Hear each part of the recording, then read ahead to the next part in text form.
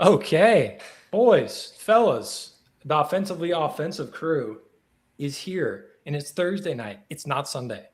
We got our days of the week mixed up. We got our websites mixed up, and somehow we're live on the Cyclone Fanatic YouTube channel. I guess I'm not quite sure what happened. Tom's already been on it a couple of times, but Nate and I are new to this whole thing. So, Tom, what are we even supposed to be doing? I think we're just supposed to talk a little bit about Iowa State basketball. Nothing crazy though. Like maybe the best start in program history, just like the little stuff like that. Yeah, nothing crazy. Just a little slight work. 15-0. Only KenPom 2. We're doing all right. I can't wait to ask. I can't wait to ask Nate about his Waco thoughts and playing down there, and how that went when you guys went down there a couple times a few years ago. Yeah. Well, sometimes it went good, sometimes it went bad. So excited to be here. I think in all seriousness, as we get going, and I don't even know if anyone's listening at this point. It's really cool. I started with Wide Right Natty Light in 2015. I've been doing this for over 10 years now, which is crazy to think. Like we didn't have videos and podcasts and live streams or literally anything when I first started doing this. Like it was just satire and blog stuff, and we were not taken very seriously. And so the fact that we're able to jump online on a Thursday afternoon because people actually want to listen is really cool. And I don't know about you guys. I don't want to take it for granted. And so it's cool to be able to have a platform to do this. You know, it is pretty unique. I mean, it's a really great opportunity for Wide Right. I think it's nice to reach new audiences and maybe just have a better platform for everybody. So,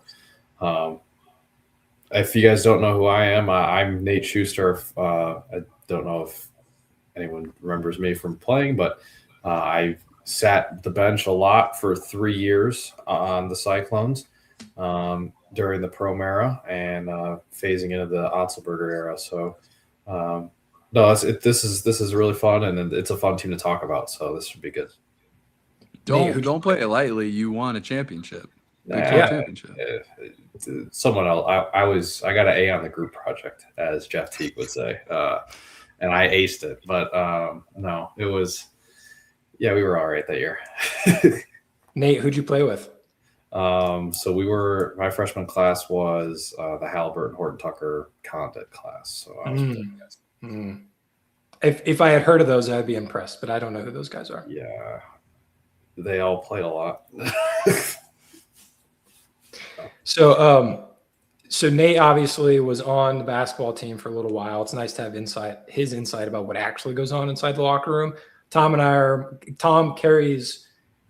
I am just trying to be a little bit more like Tom, especially in the stash area, because that thing is looking relatively and very much bushy. It's the first time I brought up. I know you were getting. You're 6'7", dude. You don't. You're. I was gonna say you're the tallest person on this podcast. Yeah. What does that mean on a podcast, though? We're all the same height right now.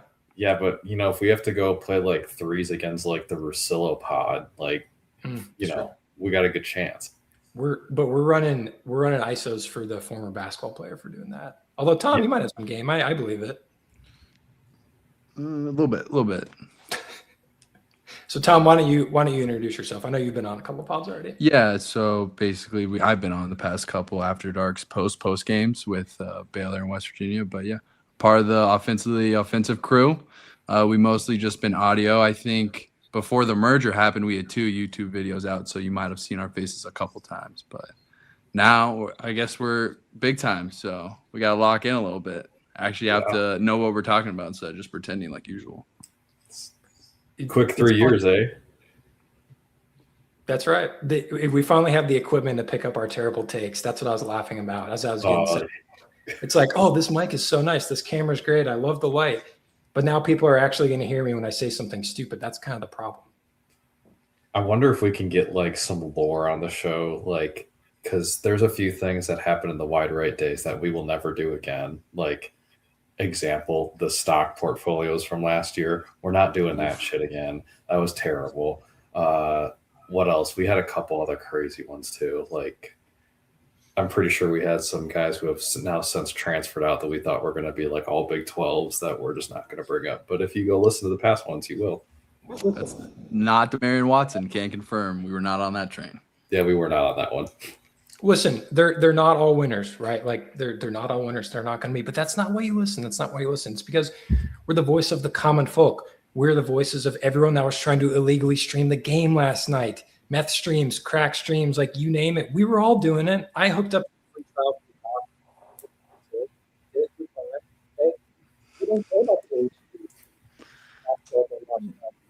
We're the illegal streaming crew, offensive line. Always happened and always. Am I crazy or did his mic just give out? It came out a little bit. But See, that's why. It's first show. keep talking. Keep talking. I think it came back. Mine did? Oh, yeah. Now you're back. No, but we heard you. Okay. Yeah. Well, that's too bad. First No, game but jitters, though. Get it out. I mean, long story short, we were here for the pirating of. No, I'm not. Long story short, here's the illegal streaming. Yeah, that's right. So, Tom, you talked about the merger. I was laughing because I'm thinking of like a semi-pro type situation. Fourth place. That's kind of what this feels like, if I'm being honest. Win's a win. No take backsies. Yeah, it's like the 29-year-old guy who's been in single A for like his whole life. It's like, yeah, double A right before you retire. Like, That's right. Although I'm 30 and very much not close to retiring. As I go to work every day, I say only 40 more years. Only 40 more years. All right. So enough about us. Oh, Sean D, by the way. Sean D, Dallin Catholic, West Des Moines, currently reside in Dallas, Texas. 6'7", baby sweet, silky jumper. And finally have great podcasting equipment for the first time in my life. Sorry, everyone. All right, enough of that. Let's talk about the game. So this show is going to happen every Thursday night for the most part. It's going to be a relatively there's going to be a core group followed by some rotating cast members, right? So Dylan's supposed to join at points. Nigel's going to join at points. We're going to have David Braga on later in the show to talk some women's hoops, of which this group is not very well versed in, so it'll be nice to learn a thing or two from him. The goal of this show is going to be hoops heavy, right? So we'll be doing this throughout the season. Whether or not you see the three of us on every single Thursday remains to be seen, right? Schedules change, but you will get some sort of show every single Thursday. Go ahead, Tom. You said it perfectly. And going into the game, like, what were your guys' thoughts? I'll throw it back to you. Like, ugly 10-point win, like a win's a win. I think some of the statistics came out. It's the best Big 12 win as of now, the win against Baylor, because everything's kind of been kind of mediocre right now. No big upsets. But what were your guys' thoughts about the game? I mean, just to start, anytime you shoot nearly 40% sub, 60% from the free throw line, you win by 10. You told me that before the game. I'm pretty happy, especially on the road. I think Baylor was not a team I was as afraid of as I heard other people. As I was talking to the game, like I was hearing like, oh, this feels like a trap game. This might be an issue. I wasn't ever really worried about it. I still think Baylor's a good team. I just think that Iowa State's in a different class of team. Like if you think of like the Nick Wright tiers of quarterbacks or tiers of athletes, I think Iowa State is clearly in the top three teams of college basketball, and I think that shouldn't be enough to carry them to a road win on most places. It was funny watching this game because as we stunk our way through the first half, that's very true about free throws. As we stunk our way through the first half, I don't know if you guys were like this. I wasn't really that worried because I was like, if we're both going to muck this game up, I never felt like at any point like Baylor was the worse team at that time. You know what I mean? Like it was one of the rare times I feel like in the last maybe 25 years where Baylor typically is the one that gets the high level recruits. And on paper, you might say they're more talented year over year, not necessarily referring to total team success. In this case, neither of those things were true. So I was like, if we're both going to stink, like we're going to stink just a little bit less. Yeah. I mean, first half down by 6, down by 8. All of a sudden, Jefferson makes that deep three and we're up by 1 going into the locker room and we played atrocious. And then, I mean, I talked about it a little bit on the show last night. Was Jefferson in the first half, like, did the work. He had a double-double in the first half. Like, who does that?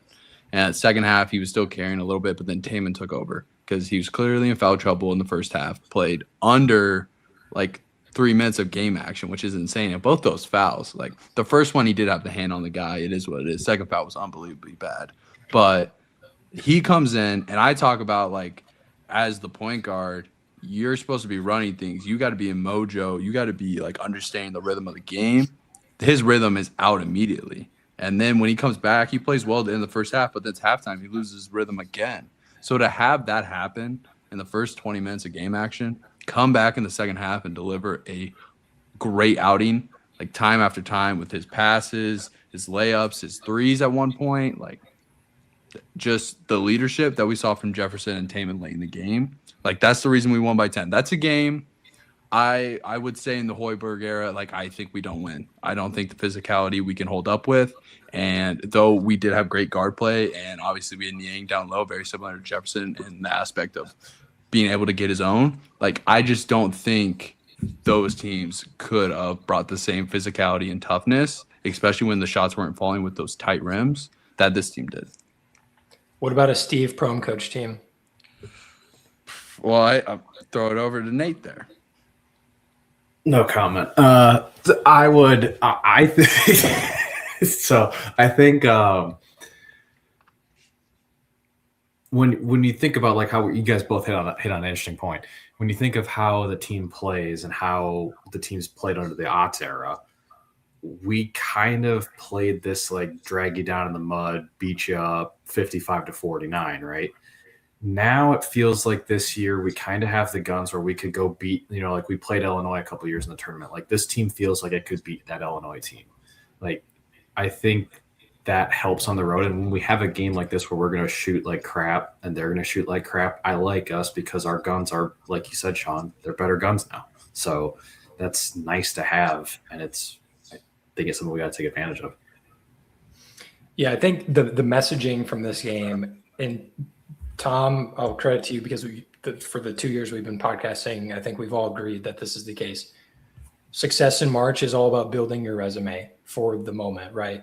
And this is an example of stacking a win in which you don't have your best. You are not playing at your A game, but you're finding a way despite of poor performance. Like those rims, I tweeted last night. I was like, it looks like the double rims that you play on at the park. And it honestly, it looked like that because it wasn't just Iowa State, it was Baylor too. It was like the janitor like rolled the hoops out and then like went to twist on the rims. And then like someone started talking to him and he just kept doing this. And then he did it again on the other side. And really he should have done it like 2 less times. Yeah, that's what Eric Steyer said that at the game. He was there last night. That's what he said too. He was like, these are the tightest rims I've ever seen in my life. There was a shot, Buchanan down low, just easy hook shot, should have gone in and just spins out. Unreal. Yeah. I mean, most of the misses were like hard misses. That was the problem. It wasn't like you didn't see like the rim bend and then a gentle kiss against the glass and someone goes up and grabs it. It was like. Sometimes with that, I wonder if the ball was too inflated too. Like, you can get that kind of like you could get a too tight rim and an overinflated ball, and then it's like it exaggerates both. So maybe that could be new arena too. So maybe hasn't been worn in enough. Could be. What did you guys think of the officiating last night? It was a sloppy game overall. I thought it was fine. I'm a big Doug Sermons guy. I think he's one of the best. I think on Kim Palm, he's rated number 12. He gets a ton of Big 12 and Iowa State games. It was a very tough game to officiate. Like the Taman fouls in the first 2 minutes, both of those were like the first one, he had a hand on him when he went up into shooting form. Like it's going to be called, unfortunately. Second one, that was tough. Then there was a couple early fouls that I'm like, the refs are kind of trying to set a precedent here, which I like with the physical game. You want the teams and the coaching staff to understand how to play. But like they were somewhat consistent. I'll go back to the point. It was a very tough game to officiate. Like I would not want to be wearing the stripes in Waco last night. I would always prefer the players to play versus calls to be called. So like I see nearly a 50 foul count, and that doesn't that's never fun to watch. So like you could just tell you got 8 fouls at the 12-minute mark of the first half. That's probably not just the refs. I mean, I agree with you, Tom. I didn't really have any issues with it. There was a couple iffy calls that but I was texting Bud the other night and I was like, like the calls are the calls, and they're not going to get all of them right, but I feel like they were consistent. Like the three in particular that blew my mind that people were complaining about were when Jefferson and Milan on multiple occasions would back their guy down, and then the guy would set his feet, take it in the chest, and fall down. I'm like, I don't like that's a foul. Like the guy was set, you ran into him twice, and then on the third time, the guy was smart enough to fall over after you did it. So I didn't. That one to me was crazy that we saw people complaining about that one online as a whole. The problem is that like when the ball isn't going in the basket and things are being mucked up around the rim and they're calling fouls, like you have a tendency to kind of tense up and feel like that the game is in a worse place than it could be because the basketball itself was not good. I like that commenter just said about Tony Padilla making calls on the other end, like not in his spot. I don't remember Tony doing that. Perhaps he did, but that is one of my biggest pet peeves. When a referee like makes a call, that's not his call to make. Like the guy in the correct spot didn't make the call. He obviously saw something. Now there are situations where you have a better glimpse at something with the perfect angle, but there's a reason those three referees are in those spots. They do the training, they do the walkthroughs, they do those games in D3 and D2 and JUCO. Like they understand what spot they're supposed to be in. So that's my biggest pet peeve right there is like, you're in the spot, let him make the call. Obviously, you see something right away, but yeah, that's kind of where I'm at with that. Yeah, that's like the pass interference from the back judge. Like, just drives you nuts. Like, yeah, the worst. Well, speaking as a former intramural ref, I'm just saying that sometimes you need to make up for the person that's across the floor from you. I did ref with a lot of people that did not know basketball very well and were just doing it because they needed a job. And let me tell you, sometimes you got to blow the whistle because someone's missing something on the other side of the floor. That's fair. That's fair. We got a conundrum though, because it's either Padilla sucks or Sermons sucks, and we got Tom saying Sermons is good. So big Sermons guy. I'm big Sermons guy. I think it's because he does really well talking. He's like Roger Ayers, who does a lot of ACC games. They talk really well to players and to coaches. Tony Padilla, if we remember with Keyshawn, doesn't exactly talk well to players and coaches. Does not let a lot of things go by. Sermons and Ayers, they're fine with getting screamed at because they understand. And I think Tony's also top 10 via KenPom. I would love to know what goes into that. But I do know last night's like 3-man crew was a top 12. Like all three of them were inside the top 12. Hey, we could probably look this up pretty quick, but I'm also curious because how do you determine if what determines a positive or negative like ref rating? Because you can't quantify. Like, is it just number of fouls? Because that wouldn't be right either.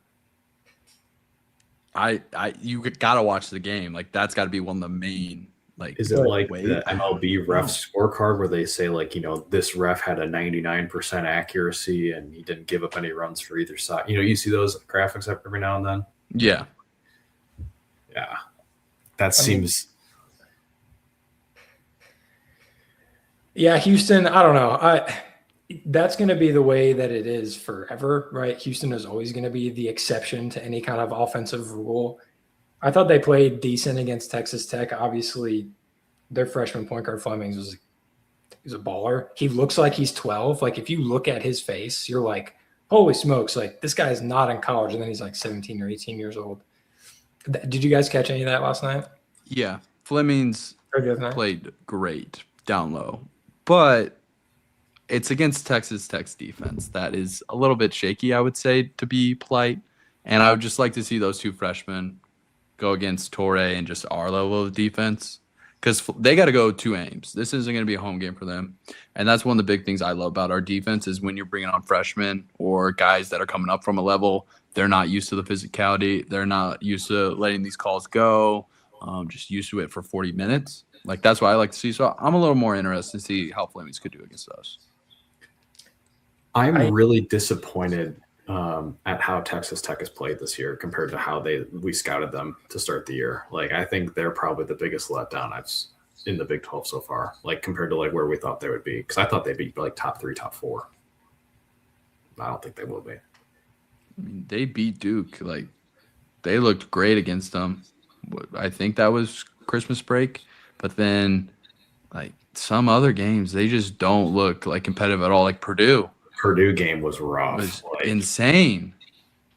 Like, And then they knowing that just we beat didn't- Purdue by yeah. 30, so like, transitive property, we're better than Tech by 60. So That's a good point. I mean, I will say in defense of them, they're only losing to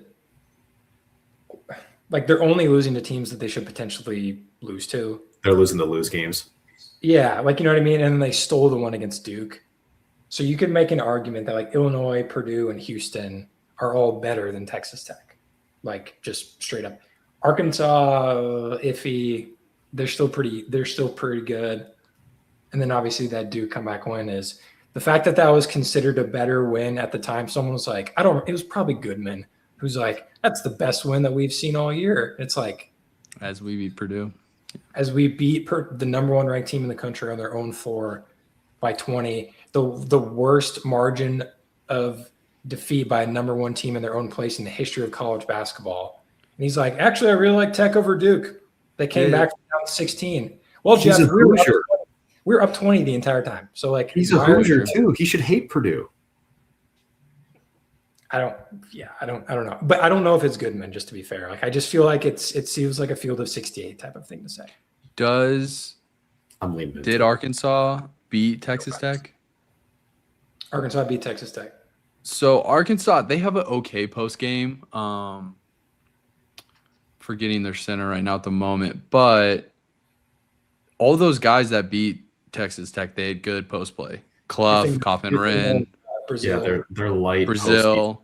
Yeah, like those guys are very good down low. Houston Tugler, like he gave Toppin fits. Toppin made a couple good shots. Don't get me wrong, and like Duke, like Boozer is labeled as a big man, but he's not a center. Like he will be a power forward in the league. You can tell like some possessions down low, he doesn't feel too comfortable down there.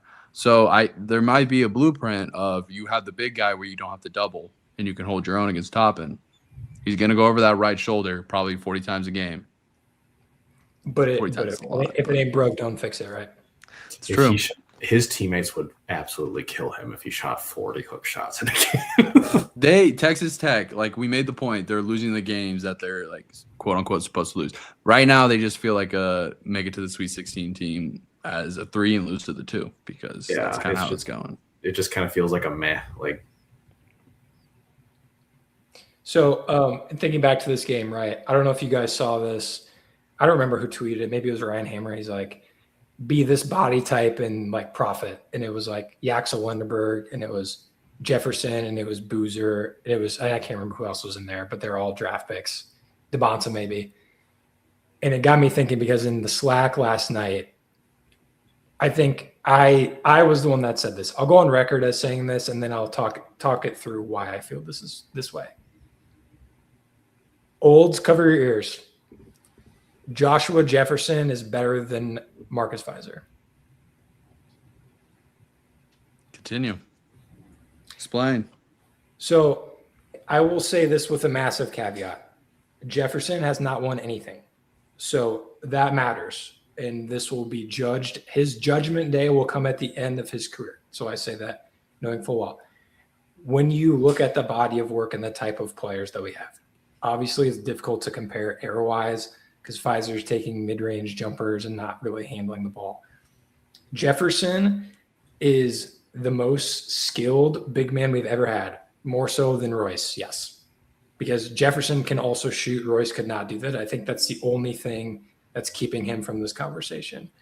He's a first-team All-American right now. I don't know what else you can ask for, right? Like if the season ended today, he would be a Naismith finalist. So Fizer is probably the best single season player in Iowa State history to this point. And I don't know if that's super debatable, but Jefferson is running away with my mind right now. But we have to win, right? Like if we flame out in the Big 12 tournament and then lose in the second round, like no one is ever going to be having this conversation, I don't think.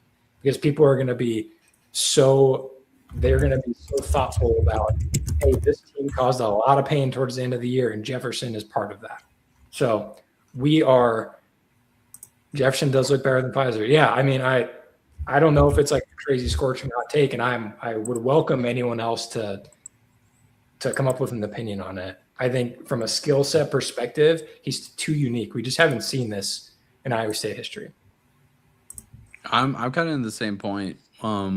Last night's show, Levi was kind of giving a couple people of who I thought was better, and I kind of got down to the point where it comes down to accolades at the end of the day. Like Niang and Monte won the big games when, like, for the Big 12 tournament, they each made 2 Sweet 16s. Like, those are some big games being played.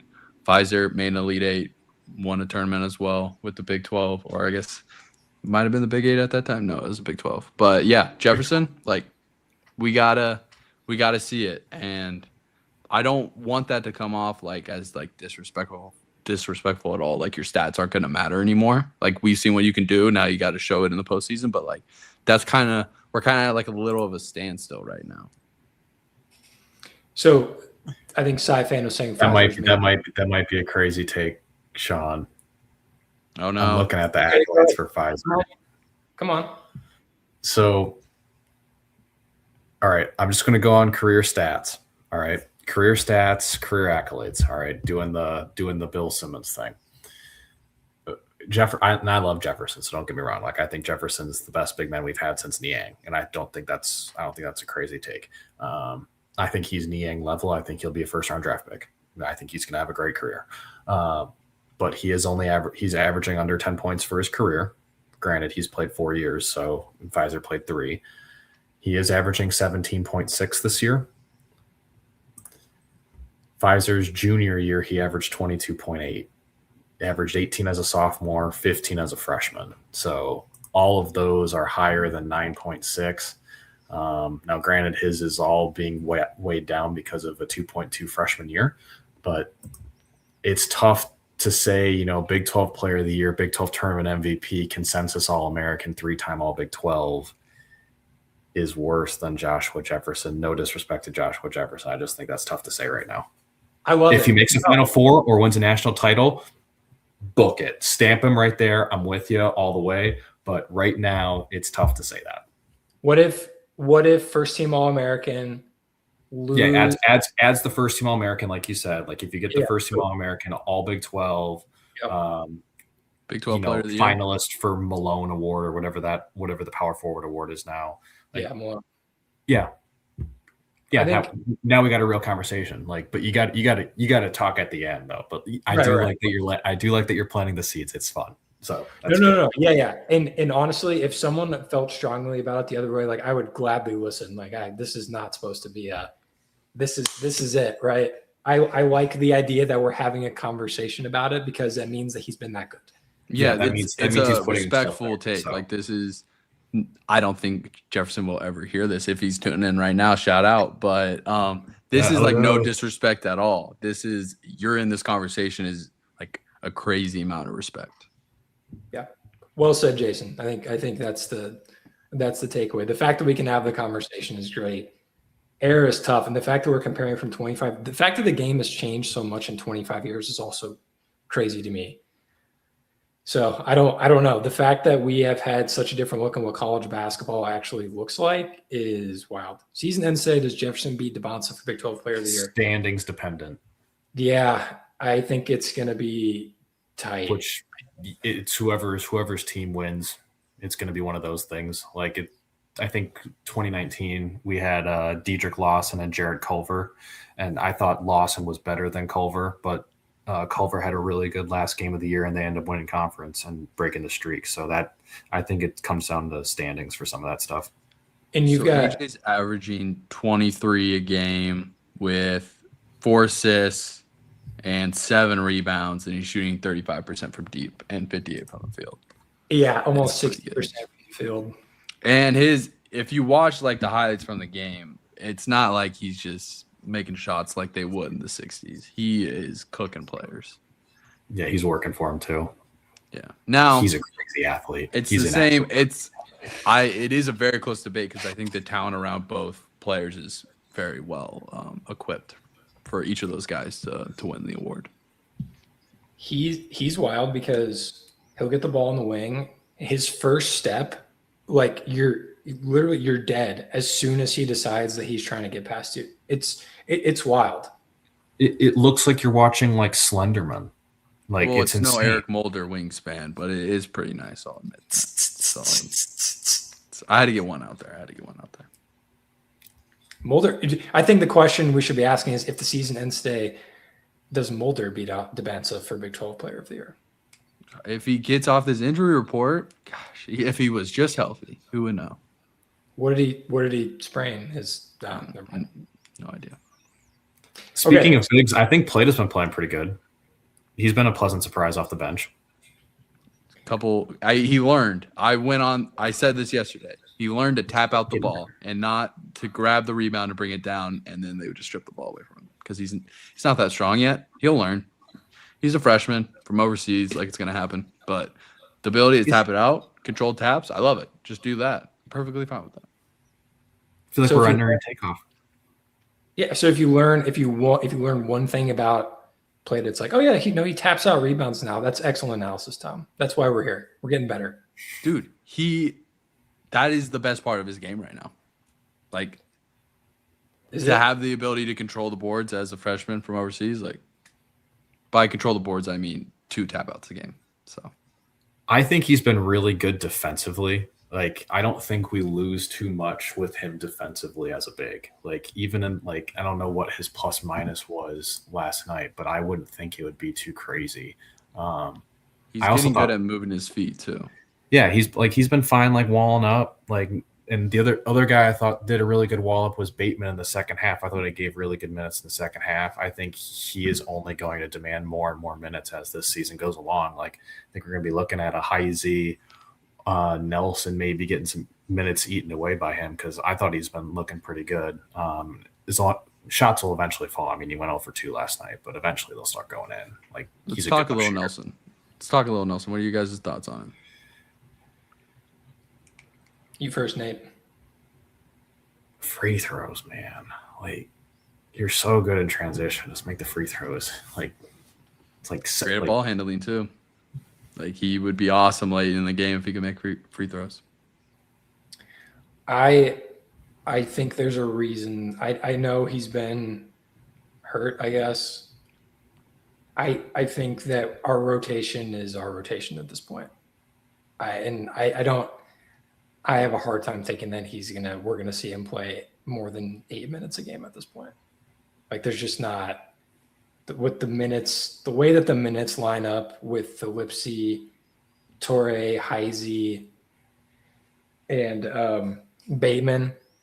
Like, I just don't really feel like he is going to be able to slide in there and steal anyone's minutes at this point. Like, really the question should be like, is Bateman getting worse or is Bateman getting better? That's going to be your key if Dominic Nelson plays more. Because, like, what is Nelson doing that a combination of those guys isn't already? And you would say he's getting to the foul line, which, agree, I'm sure the numbers would back up that he's one of the better on the team in terms of efficiency to do so. But defensively, like, Tom, even last night you were saying, like, he gets in and he just gets cooked. The first 2 possessions, he not only got beat, but got beat to the right side, the dominant hand of the ball handlers that he was guarding. Like, that's odds defense 101. Like, you got to wall up and at least force them left a little bit or force them to a help defender. That was brutal. But I will say the next 2 possessions, he got open on fast break, couldn't control the pass, dropped out of bounds, and then got to the free throw line a couple times after that.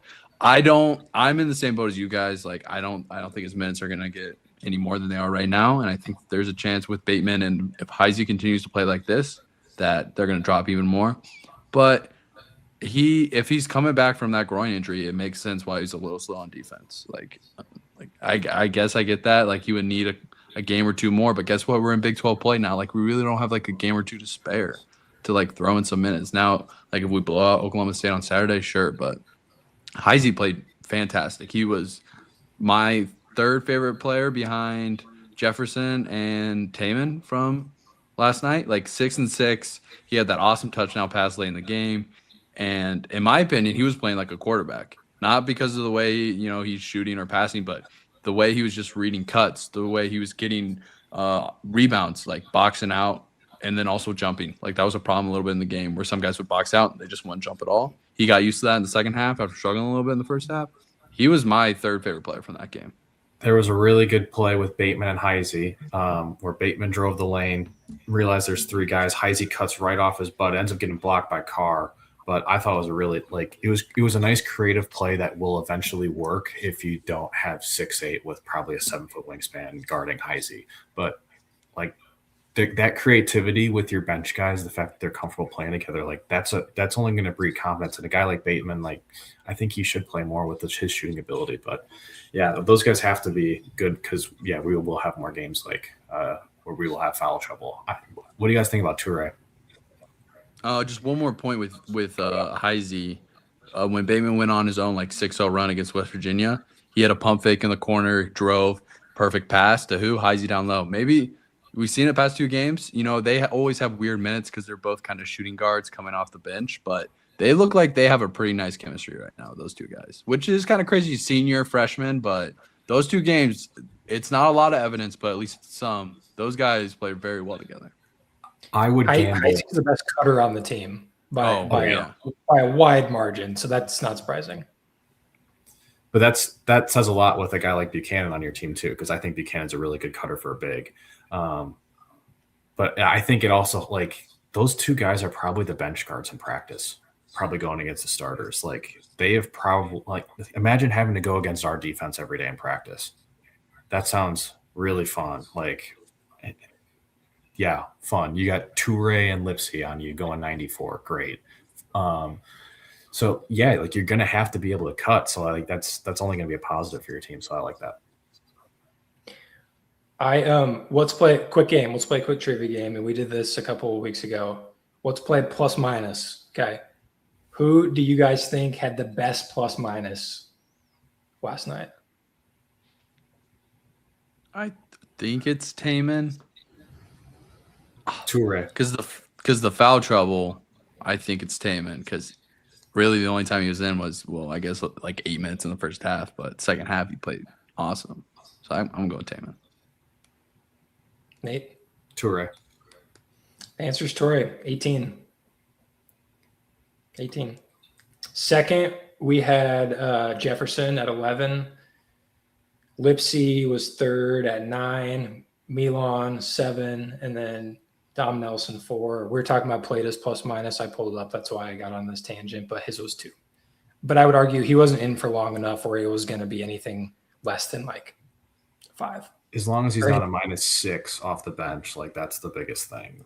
Yeah, Bateman and Buchanan both had -1s. But Buchanan, first game we've really seen from Buchanan where you're this is just not the style, right? I wanted Plata in there to bang with Najee more so than I wanted Buchanan. It just didn't feel like he was comfortable, and that's fine. That's what you have depth pieces for in the first place. That was a Heisey game the entire way. You spit out your 7th guy and say switch everything, stay in front of your guy, and then make your open threes when you have the opportunity. If Heisey is your 7th best player, that's a Final Four team. And I just to your point with kind of having a game like Heisey did, I think not to get to Oklahoma State because I want to get to Toure in this game, but I think Dom Nelson might have a part to play in the Oklahoma State game. They average 90 a game. They get out and run. If he is back to his self, he is very good in transition. And if he can wall up a little bit, I think he might have a little role to play. Now, that doesn't mean 20 minutes a game, but something to watch. Yeah. No, that is interesting. That's a play. I mean, they'll get up and down. That'll be a fun play. It should be a fun game. But yeah, they're what, fourth in tempo, right? Sheesh. So Steve Lutz was made famous at what I think it was A&M Corpus Christi, because I think I did the Oklahoma State preview last year, the year prior. Newer coach, still trying to bring his guys in. I think the name to watch for Oklahoma State is Anthony Roy. If you guys will remember early in the year when all those televised exhibition games were happening, I think he detonated on Auburn before we knew that Auburn was bad at their own place, and they ended up, I think, beating them, which is interesting. They also have Victorious Miller, which is a crazy, crazy name. Jalen Curry, not to be confused with Steph, Christian Coleman, Kanye Clary, and then Parcel Fala. Yeah, Fala is the Oregon State transfer. He's their big man. They kind of just run through him, kind of how we do with Jefferson. He can't really handle the ball as well as Jefferson does, but he is very good down low, just creating for others. And that's when they're not running in transition. That's the 1-2 punch you're kind of going to see. And they don't shoot the ball well. I had it written down 34% from deep, but they shoot a lot of them. And a lot of them come in transition where, guess what? There isn't really a hand in your face. So sometimes they might be going in, sometimes they might not. It's, in my opinion, I think it's a trap spot. 2-0 in conference, best start in program history.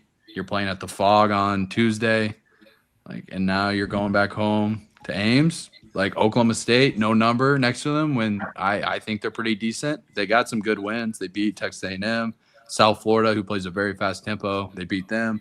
They won at Northwestern. They beat UCF. Those are solid wins. Now they didn't show well against Tech at all, but I think they're not dangerous, but I think just keep an eye on them, get out to a fast start. If you have a slow start against a fast-paced team, it's going to be tough to not just come back from, but to control that game. Now it is in Hilton, so I do feel super confident, but just keep an eye on it. Don't let it just kind of float by. I mean, the only thing I'll say is that like you said, they don't shoot it extraordinarily well, and they're not exactly an elite defensive team. So my question for you is, what's one thing that they do better than maybe something we would do? And if the answer is get up and down, that's it. But if they get up and down, it just goes to more possessions for us. More possessions for Iowa State, more shooting for Bateman, more shooting for Milan. Yeah, so this is isn't it the age-old question? If you're a lesser talented team, don't you want fewer possessions because you're trying to maximize them? And if you're the more talented team, you want more possessions because in theory, your talent will outweigh the amount of possessions that each team has, right? So yeah, law of large numbers, right? Right. It's only going to be if you think that playing up tempo against Iowa State and you're can bank on the fact that Iowa State's never going to make a shot and have a set defense, that's going to go bad for you. We will make baskets at some point. That's why this offense is, what are we in the country right now? Ninth in offense, second in defense. Oh, sorry. 9th offense, 2nd defense. Yeah. Yeah. Really? You're going to outscore us? You sure about that? Yeah. Sure about that? Right. Good luck with that. They're you look at the stats to back them up because they are 13-2, but 75% from the free throw line. They average 12 turnovers a game. That's a recipe that does not work well for us anyways. I think my counter to them, they haven't played anyone. So I will read through their schedule really fast. So Oral Roberts, A&M, Prairie View A&M Corpus Christi, South Florida, Nichols, Northwestern, Sam Houston State, Grand Canyon, lost to Oklahoma, Kansas City, Cal State Fullerton, Bethune-Cookman, lost to Texas Tech, beat UCF. They're not really beating those teams by a lot either. Cal State Fullerton by 5. You're giving up 89 points to Cal State Fullerton. You're giving up 79 points to Kansas City, 78 to Grand Canyon, 83 to Sam Houston. Those are teams. If Iowa State played them and you saw that we won by less than 30, that's a loss to us. That should be our expectation, I would think. If we got those teams in the preseason, we should beat those teams by 30. Older teams that they beat as well, A&M plays fast, South Florida plays insanely fast, Northwestern's somewhat fast, UCF is fast. They're beating all these teams because they get to play their game without any hesitations, without any stoppages. Iowa State, it's going to be a bit different. We can play fast if we want to, but we can play in so many different ways. We can dictate the game, especially at home. Yeah, this might be a case of the out talent. Sorry, I was saying, Tom, I don't think this is a trap game at all. Well, I think it's more of a trap game for the spot. And by the terms of trap, if I can clarify. How about we borrow from the solid football? It's a letdown look ahead spot. Yeah. I think if we win by 10 or more, because how we mentioned the Baylor game, maybe a Hoiberg team doesn't win that by 10, maybe they don't even win at all. I think if we win by 10 or more, you can build on the saying that this team is special. It's not like last year's team. It's not like 2024 because this is a fast-paced tempo coming in on a Saturday. You play in the fog on Tuesday. Like, it is what it is. But if you come out, you beat them harshly, you win by 10, 15 plus, like, it just builds to the resume of this team is different. This team isn't like the past 2 years. And I think that's somewhat to look forward to. It's also like how we play as well. Because I'm very excited because I mentioned we could get some Dom Nelson run. Bateman and Height, like, they have a lot of guards and they play fast. You're going to assume our guards are going to pick up fouls eventually with how many possessions are going to be. So we get the opportunity to see how Bateman, Dom, Heisey, Torre, how they all play. Is it weird that we play Oklahoma State twice in January? Yes, That's that is very kind of weird. bizarre. We play them on Saturday, and then we play them again on the 24th. So we're done with them before January is even over. Why couldn't we have sandwiched Oklahoma State in the middle of our hell run at the end of the season? But if you want to talk trap games, well, I mean, I would say like I was going to say at TCU on February 10th, you go Baylor at home, at TCU, then Kansas at home, Houston. That's what kicks off that brutal stretch. Like, that to me could be a trap game. At Utah is the trap game to me. No, they're cheeks. They're bad. They're cheeks. If that's a tough stretch though, like you're going Kansas, Houston, BYU, at Utah, then you get Tech, and then Arizona. Like, that's a lot. I get this. I get the sentiment. They're Only from the human energy standpoint of it, not from their talent.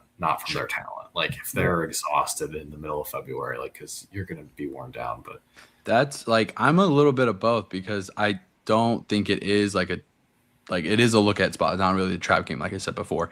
But the pace that they play, like, Jefferson's going to get sped up a little bit. Like, he might have a couple more turnovers than he usually does.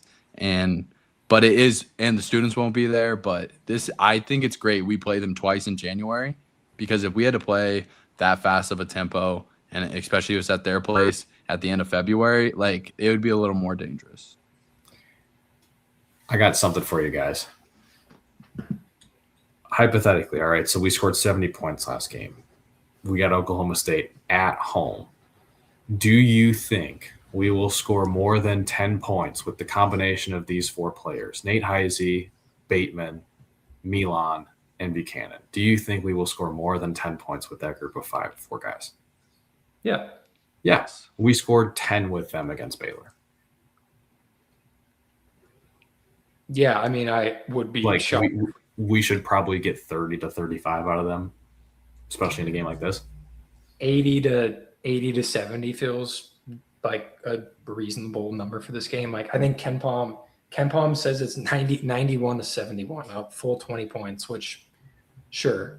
I think that's reasonable, actually, with how much, like, they're averaging 13 turnovers with that schedule. Imagine what they're going to see with us on the road. Like, Yeah. And I wonder too, like, if you shrunk that's adjusted for Ken Palm adjusts for possessions, doesn't it? Because they're still turning it over at a super high rate, regardless of how many possessions they have. Like, they're averaging 13, but it's nearly 14, right? Like, their turnover percentage is 17%. So that's 145th best. what's our turnover percentage on defense? It's like like 25%, right? Like, it's like, crazy. that's not a good number for you're already at 17. Like, against Corpus Christi and Nichols. Nickel, just a guy. No, Hey, like Nickel. five, like just they played against just a bunch of 5-cent coins, like just. So we're all in agreement. We're gonna win by 10 plus on Saturday. I like 91-71. Perfect. Well, I think that's a really good segue. I think David's here to talk some women's basketball. Yeah. Yeah, hey guys, David, how's it going? what's up? Not Cheers much. up How are after you? the Cincy game. Oh God, I don't know if I can. Yeah, I just women's basketball. It's been an interesting spot. You have the 14-0 start. You know, it's very similar to the guys. You have, you know, your best start, tied for your best start ever, and you immediately go out and lose to Baylor, and that's a physical game, kind of like the men's game. I mean, that's always Baylor always gives us fits. Specifically, Addie Brown, who dealing with a back injury after that game, which definitely didn't help in the Cincy game, but that should still be a game that you win anyway. But yeah, that's always a fit, Baylor. I mean it's always rough playing Baylor, and it's always a close game, and it was again at Hilton. I thought the crowd was great. I was there. Hilton always, I said it on game day that was Hilton's always an 11 out of 10. I felt like it was maybe even a 12 out of 10 against Baylor, and just wasn't enough. Didn't get that last shot up, but they gave us a couple looks that we hadn't seen with Audie Crooks. They doubled her and left Jada Williams wide open, gave her the freshman Taman Lipsy treatment. I don't know if you guys remember that. Oh yeah, defender sitting at the free throw line or in the low block almost, just letting Jada shoot. She went 6 of 17 on threes. She took 17 threes. 17 threes, and I don't have an official stat on this. I'd say 15 of them were probably warm-up threes. So, I mean, that's not exactly the person you want shooting them. Jada's about a 25-30% three-point shooter. So I that's I above watched 33. that game. Yeah, no, I was able to watch that game. Jada went to the locker room. Do you think that played a factor at all? She like went with pretty confidence, early. maybe, but went like pretty 17 threes is crazy. Yeah, she went to the locker room pretty early, and I think Fennelly kind of mentioned it in the post game that he almost wanted her to shoot more. I think she was just a little hesitant to shoot that many. Like, I'm not the one that's supposed to be shooting 17 threes a game. Yeah. So I think that definitely played a part in it. I also just, Nate, I'll kind of defer to you to this on coaching, but like how much of that then comes to coaching when you've got a 4-on-3 on the perimeter and you've got 4 people that are 40+% 3-point shooters and you're having the one that's a 27%er shoot all of them. I mean, I don't know. I mean, other than telling her like, hey, maybe don't shoot it. Like, I don't know what you do. Like, Yeah. I think the conversation can just be as simple as that. Right. Whether or not the player listens is another thing. Like, you could get the Dion Waiters Right. treatment, which I'm sure he's looking at the stat line like, I mentally too, though. And you guys tell me. yeah, like this. at some point you're like, God, this is going like shit. Like, Yeah. Well, so you're being left open with such intent that, like, mentally you're like, oh shit, maybe I shouldn't be shooting this. You know what I mean? Right. yeah, like you'd like, their strategy is for me to have the ball in my hands as much as possible and to just chuck. And they Yeah. do not believe I can hit it. And 33% sounds like she was above her average. So in Yeah. some ways it was a win. But Baylor's playing the odds because Audie's shooting 60% from the lane, right? Or something like that, something Yeah. ungodly. So David, go ahead. Yeah. I mean, to Jada's credit, she was 6 of 17. The rest of the team was 3 for 14. So, I mean, it's not like. yeah, I It's guess not she like- was better than the rest of the team. Right. And, you got, Addie Brown, like I said, she's played Baylor 5 times in her career. Twice as a freshman, twice as a sophomore, now once as a junior. She's scored double figures in one of those 5. So Baylor is very much keyed in on Addie Brown. They're kind of willing to let Audie kind of be Audie at times, and they kind of flipped it up on Sunday. And Addie, 1 for 7 from the floor, 0 for 1. And again, I think she's had this back issue, I think, for longer than just the Cincinnati game and just the Baylor game, because she looked a little hobbled and a little slower in the second half against Houston. So, you play a physical team like Baylor immediately after that, and you're not 100%, you're kind of asking to miss the next game, which she did. And that was, we'll get to that one in a minute. But yeah, I mean, Jada and Audie combined for 54 of the 70. And Fennelly said after the game, you're not going to win playing 2-on-5. And I tend to agree with that. I think he's got a good point there, but then I would good go math. back at Finley. Like, I have some questions for you. Like, why was Audie in on the last Baylor offensive Yep. possession? Because that clip from the Cincy game's going around. She's not really playing the best defense. Correct. And I think we all knew that before the Baylor game. And he said in the post game that it was for the rebounding purposes. But at that point in the game, I think if you're more worried about not that offensive possession, but the rebounding taking place after, your mindset's in the wrong spot. Yeah. So my whole thought process with that was the shot clock was off at that point. Baylor had the last possession of the game. So you're playing like you're not going to get another chance, in my opinion. Now, Baylor ended up taking a shot with 3 seconds left and making it. But to me, you're playing like Baylor's going to shoot that thing at the buzzer and you're not going to get a chance for a rebound. So I would tend to agree why was Audie in the game at that point, because if they do make it, you still get a chance for the timeout. And if they miss it, you rebound and you still get a chance for the timeout anyway. So I don't know. That was kind of a confusing thing for me too. I didn't really know what was up with that. So, but like I said, Baylor's always a tough game. That's always competitive. And we only play them once this year, so don't have to worry about them again until March, which kind of leads me to my second thing. Audie said after the Baylor game that you don't want to be a monster in January. You want to be a monster in March. I'd rather you be a monster the whole season.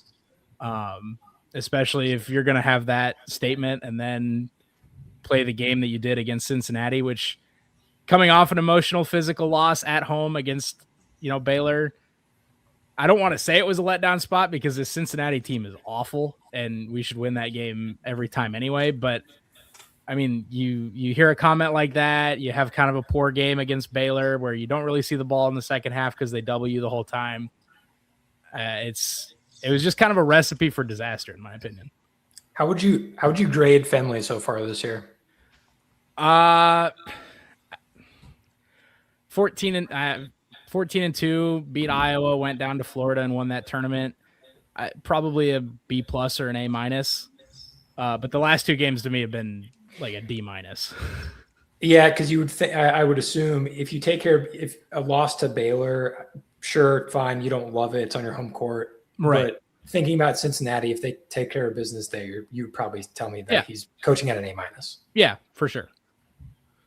I saw somewhere, which I don't know where these lines exist, that Iowa State was minus 22.5 at Cincinnati. Yeah, they was lost outright by 10. It was 22.5, and then it got announced that Addie Brown was out, and I think it went to 17.5. So call that what you will. But yeah, I mean that's as miserable of an F game as you could have, the Cincinnati game. You guys were talking about schedules earlier, like who the Oklahoma State men have played. Have you guys seen the Cincinnati women's schedule? I mean, they have 5 wins. I don't. They have 5. They're 6-10 now after beating us. Their wins are Georgetown, Kentucky, Canisius, Alabama A&M, New Mexico by 3, and UNLV. It gets better, Sean. Their losses. They started the year with a loss to Lehigh. Penn State, St. Joseph's, Ball State by 20, Miami, Ohio, Xavier, and Howard, all in the non-con. Then lost to Oklahoma State by 28 and Kansas by 27 and Colorado by 21 or by 11, excuse me. And we went in there and lost by 8. This has to be the worst loss in the history of the program, right? I wanted to check that, and I have 3 games since I've been covering women's basketball that I would compare this to. All 3 of them were tournament games, so it depends on how much you weigh the season ending. But we lost to 10 seed Creighton as a 3 seed to make the Elite 8. That was 2022. We lost to Toledo in the 12 versus 5 game the year after that in 2023 after winning the Big 12 tournament. And we lost to Missouri State in the tournament, Ashley Jones's freshman year, 69-60. Bridget Carlton had 31 of our 60 points. Those are the only 3 since 2019 that I would think are even close to this one, and this one still might be worse. So no one is calling him Big Game Bill, I'm guessing. No. I'm not. Who said quad 6 loss? Damn. I mean, you lose to a team that lost to Howard. I mean, that is very damning for seeding. Like, yeah. Hey, did Don Maker's brother go there or something crazy like that? Yeah. I have no idea. They beat New Mexico by 3. I mean, that's The conference games make it Correct. worse. Like Correct. 20, like the 20-point losses, and then 11 yeah. to So Colorado. we play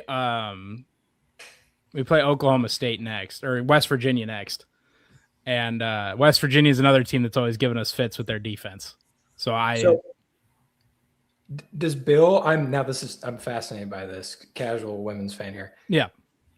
First of all, happy International Women's Day. Sorry. The Bill to me, like, I feel like I hear about this once or twice a year where people just go, "What are you doing?" And it happens. It does feel like it happens on a regular occurrence. If you're able to come up with those losses, like those feel less excusable watching from the shower. You're welcome. First of all, Matthias, happy International Women's Day. I'm glad you're washing.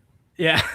At least I hope you're washing. You might just have the water on. Might just Yeah. he's the sad in the shower gif, just pounding the wall. He could just be hammering beers too. That would That's also true. rock halftime That's of true. the game. No, it's not. Anyways, back to Bill. So David, he's been with Iowa State for 20 plus years, right? Yeah. Been to the Elite Eight a couple times, Sweet Yeah. 16 times. He's been there for so long that you could put him on the Mount Rushmore of Iowa State coaches. I'm sure he belongs up there. Yeah. Why does it feel like this happens so often? And does he ever speak on what he thinks the problem is? Like, do you feel like we get an answer from him when this seems to happen with some kind of regular occurrence? No, and I'll go even more into that here. So last year, this team was 1-8 or 1-9 in quad one games. That included a 40-point loss to South Carolina and a 33-point loss to UConn in the non-con. And we didn't beat a single ranked team last year until Kansas State at home in the second to last game of the year without their best player. So it just, for whatever reason, I don't know if it's specifically this team, because the better teams know how to defend Audie. Because I mean, even last year, she had her way with a lot of teams, but last year it was you beat every team that's worse than you by 20, and you lost to every team better than you by 20, is what it seemed like last year. So I never really feel like we get a straight answer, and I don't know exactly why that seems to be the case in all the big games. You want to put them that way. And I thought maybe we turned a corner beating Iowa this year, because I think Iowa is a good team. They're top 15, and I think they will be all year this year in the women's game. But clearly something has not been turned if you're going to lose to Baylor and then get that game against Cincinnati. We were lucky to lose that game by 8. I mean, they led the whole way. I thought this year would be different. I think the past 3 years I've watched more women's games as each year's gone by, but because of the guard defense that we have now with Jada, with Jackson, Abby does a great job as well. We have another girl, I don't quite remember her name. Very good defense at the guard level, which is huge when we have Audie as our post. And then also all these people can make 3-point shots as well. Yep. Jada can create for other players. I was like, this is a complete team. You have a lot of things to do. And I think that goes a long way in the women's bracket. But these two losses, it's just tough, because I think there's a lot of hype. Like you said, you beat Iowa, you went down to Florida, you won that tournament. The ball was rolling, and now we're kind of stopped for a bit. And not at all, season's over. Right. But I think it's heartbreaker at home to Baylor, and then Cincinnati. You got to find a way to win that if you want to make an Elite Eight. If you want to make Sweet 16 with this team, all these juniors on this roster, you only got 2 years left with these girls. Yep. You got to be able to win these games, and you made last year, not being a rake opponent till the second to last game without their best player. I think we got to find a way. For these girls to step up a little bit in the bigger moments. Yeah. Do you guys remember the Jaron Holmes Ocean year where the men kind of tailed off like this towards the end? It kind of feels like some of those, you have a really deflating loss, and the next game, you haven't really recovered from it. It could just be that, you could still recover from it, or you don't. It just depends on, it's nice that it's happening early. We're talking about this on January 8th, not, March 6th going down to Kansas City. So.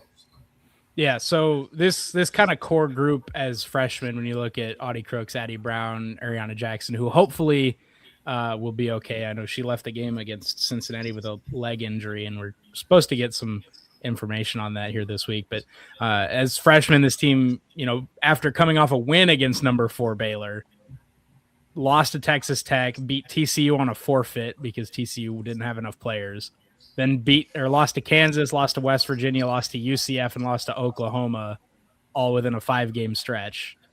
And then kind of came back. They beat Kansas State that year, and then eventually lost in the Big 12 tournament to Texas in the championship game. So this team's not unfamiliar with lulls and with losing, conference games in a stretch. You just don't expect it to happen to a Cincinnati team that's 5-10 on the year and hasn't been within double digits of a conference team. Well, and I would even say this also is happening on January 7th or 6th or whatever it was, right? Like you could say towards the end of the year, like, oh, we got tired legs, we just need a break, that kind of thing. Like you don't even have that excuse. You just got done with Christmas break, basically. Right.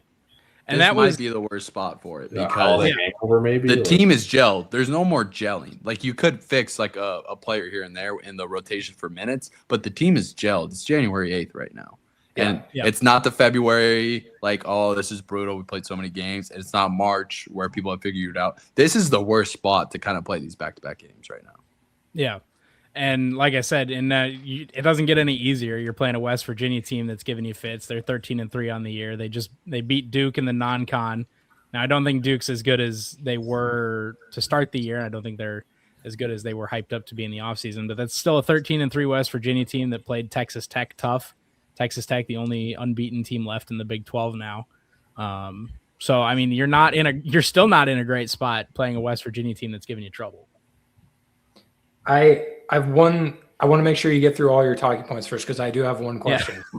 Yeah. I've basically said my piece. I mean, the biggest thing to me was Tom talked about that sort of that clip going around the Audie Crooks defensive lowlights against Cincinnati. My biggest thing, the first 2 instances of that is in the first 4 minutes of the game. I mean, you're not tired at 4 minutes into the game. You can't be tired 4 minutes into the game. I mean, that's effort. That's want to be there. And I get it. You're coming off an emotional loss. Addie Brown's not in the game. You're on the road. It's a, Sunday to Wednesday turnaround on the road. But I mean, you have got to be better than just standing there and letting somebody drive past you for a layup. And you're 4 minutes into the game. And the thing that the whiplash of this week was you get Cincinnati, and then you've got Pat McAfee putting together his little highlight package and song of her. And then that lowlights video was dropped literally the next day because someone clearly was like, I just felt like the timing was a little bit suspicious. Well, and now like, you're moving forward and you don't know about Ariana Jackson, who, like Tom said, that's probably your best perimeter defender. And you're already struggling defensively to stop a team like Cincinnati, and teams are starting to expose your best player on defense, or your best offensive player on defense in Audie Crooks. And now you might be without your best perimeter defender. And that's not a spot where this team wants to be in at all, or any team wants to be in. So it's a home game at the very least. So, you've got that going for you, and you've got, a couple home games here moving forward. And I think the Big 12's down a little bit this year. Kansas State's not what they have been the last couple of years. Texas Tech's better than expected. Utah's a little bit down. BYU's, a little up, but not too bad for us. And you get all those teams once. You get Texas Tech once, you get TCU once, you get Baylor once. So, the season's not over by any means, but this is a really rough time to have that lull. And especially with Ariana Jackson being up and down with her injury now, it's not where you want to be. What an uplifting way to end. Yeah. I'm really just really not quite sure where we go from here. And honestly, I said, you got 2 ranked teams left on the schedule. So, you can look at that 2 ways. Either one, you don't have any opportunities to sort of prove yourself out of this, but also every game here is winnable. Every game in here could be a W by the end of the year. And then, you're looking at, maybe you drop a couple of them and you're looking at 25-5 or something, or 24-5. That's still a good year. That's still a year that you're probably a top 4 seed hosting in the NCAA tournament.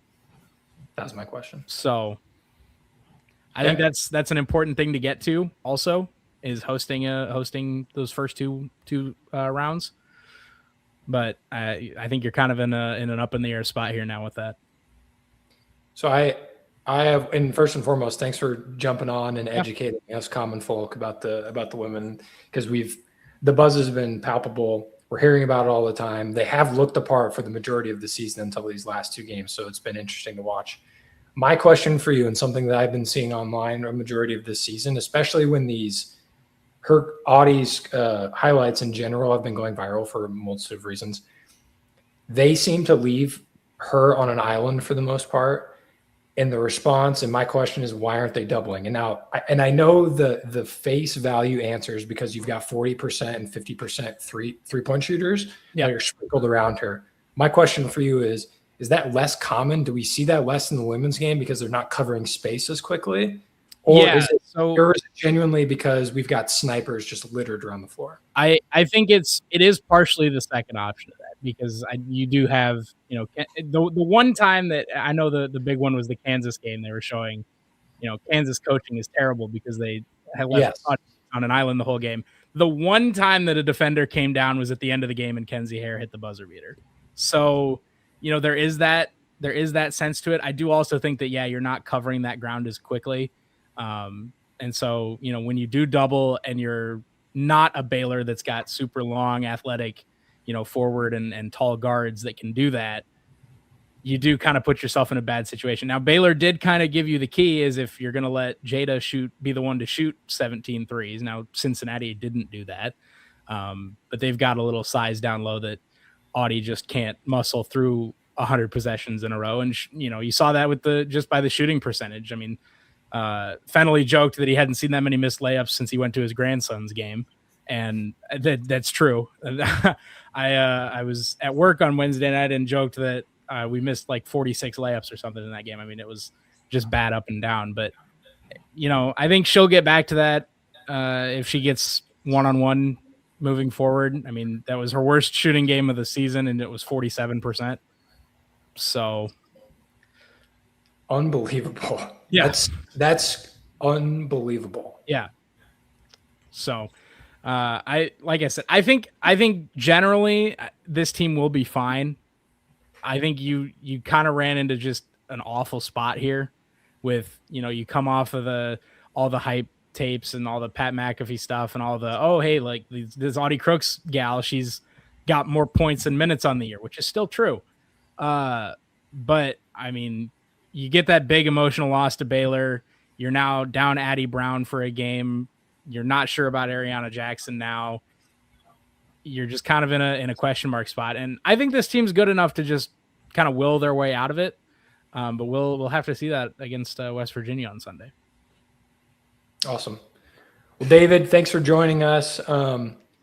That's going to do it here for our Thursday night show. I think we need to come up with a name for the show. I was thinking Hoopy Hour instead of Happy Hour, but that sounds like Poopy Hour. So I think we want to stay with that.